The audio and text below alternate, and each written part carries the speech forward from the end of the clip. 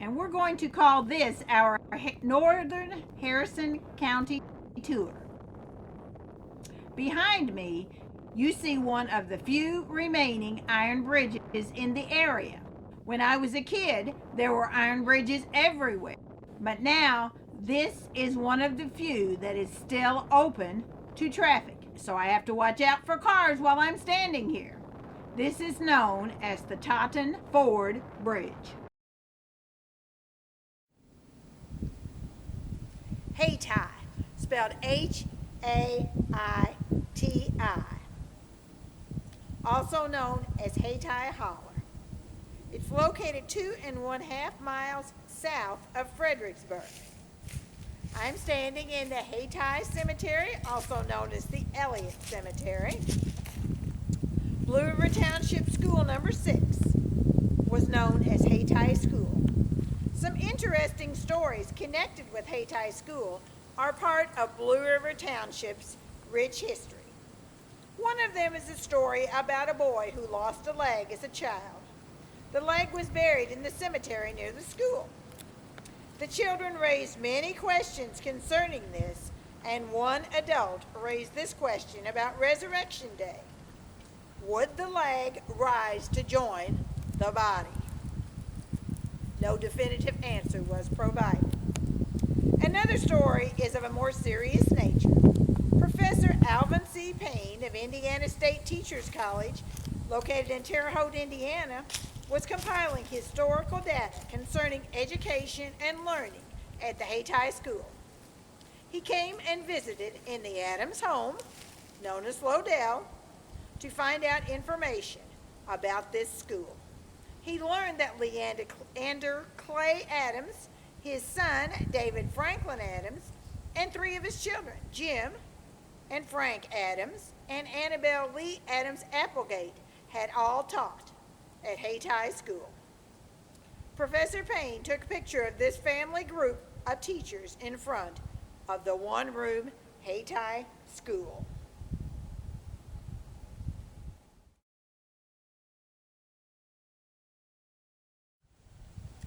Lodel. We're still in Blue River Township. Lodel, the farm behind me that you see behind me, was the home of the Adams family. Leander Franklin and Frances Whitman Adams had 15 children, but the one who remained in Blue River Township was Leander Clay. Leander Clay established the first purebred Jersey stock farm in the southern part of the state of Indiana. His farm was named Lodel.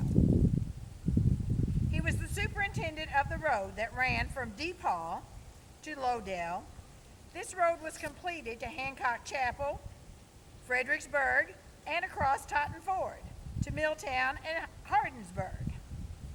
Leander Clay Adams also began a pike from New Salisbury to Palmyra.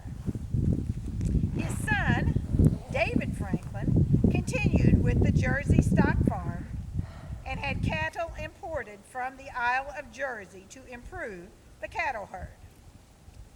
Lively cattle sales were often held at Lodel, and Mrs. Adams shared tales of entertaining such a large number of cattle buyers in the Adams home that you see behind me that she hardly had room to accommodate them for the weekend. Mr. Adams founded DePaul High School in 1910 and graduated the first class 4 years later in 1914. The Lodel Post Office operated for 4 years and discontinued in 1905.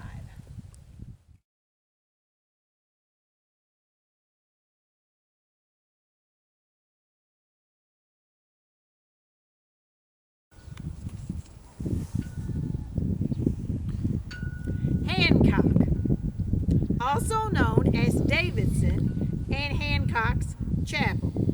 Now, those of you that have done the southern route of the Ohio River, you were at the other Davidson down in Boone Township. This is the Blue River Township, Davidson.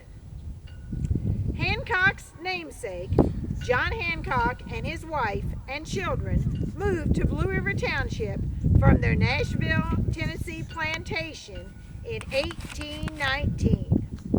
William Hancock built a fine home known as Oak Lawn, as well as a school and church, and he served as the first postmaster for the small community. Hancock Chapel Church, which you see behind me, we're standing in the Hancock Chapel Cemetery. Hancock Chapel Church was established in 1820 as a Methodist Episcopal congregation. The post office was originally known as Davidson, but the name was changed to Hancock. William Hancock was postmaster in 1852 when the post office name was changed from Davidson to Hancock on July 19, 1852. The Hancock post office was discontinued in 1893.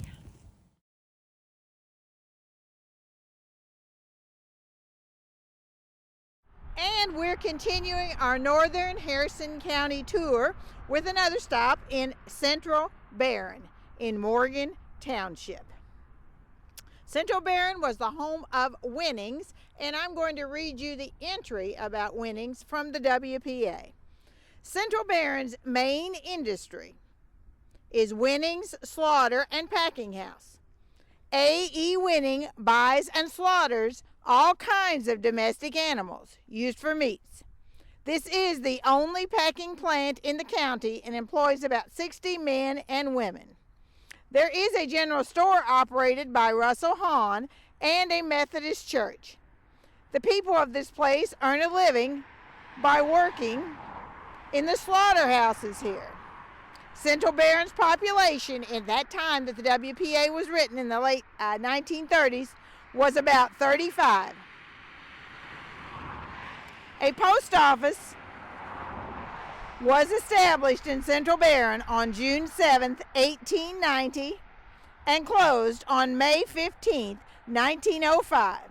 Central Barren's postmasters included William R. Falk, Frank Call, and William H. Coast. Central Barren Community News from the Cordon Republican, February 23, 1933. A.E. Winning, our only butcher, purchased from Wilbur Keene last week a fine shoat that weighed 615 pounds.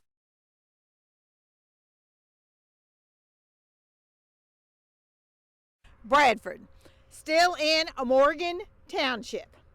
Bradford was platted by Ulrich H. Hahn on July 20th, 1838.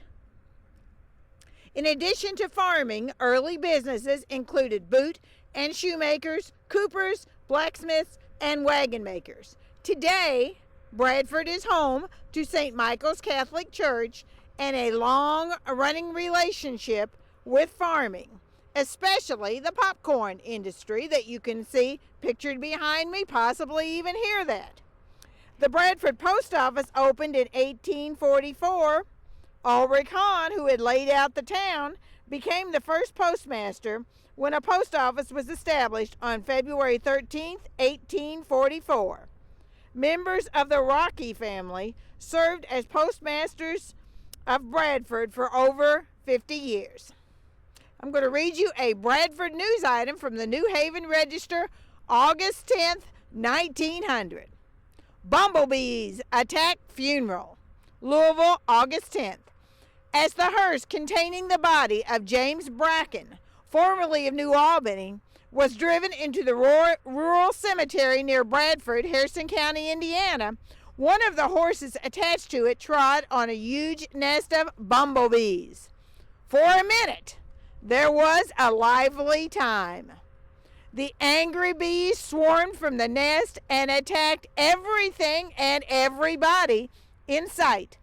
They stung the driver of the hearse until he was blinded and he fled. They attacked the pallbearers around the vehicle and drove them away.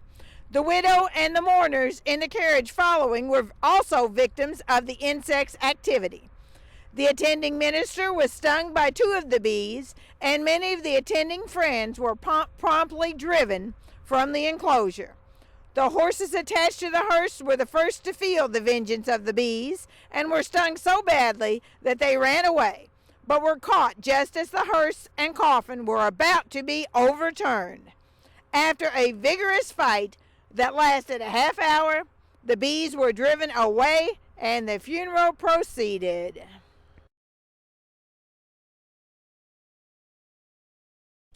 Sinville, still in Morgan Township. We traveled along remains of the old Buffalo Trace between Bradford and made it to the town of Sinville. It is located in the northeast corner of Harrison County in Morgan Township, just off Highway 150. Sinville began in the 1950s when Arthur Sin subdivided his farm, which was one of the first subdivisions of a family farm in Harrison County. Many of the street signs, like the one you see behind me, have names that are named after members of the Sin family. Sinville takes its name for the last name of the subdivision's founder, Sin. S-E-N-N. Numerous residents still live in Sinville today. Sinville also has a water tower.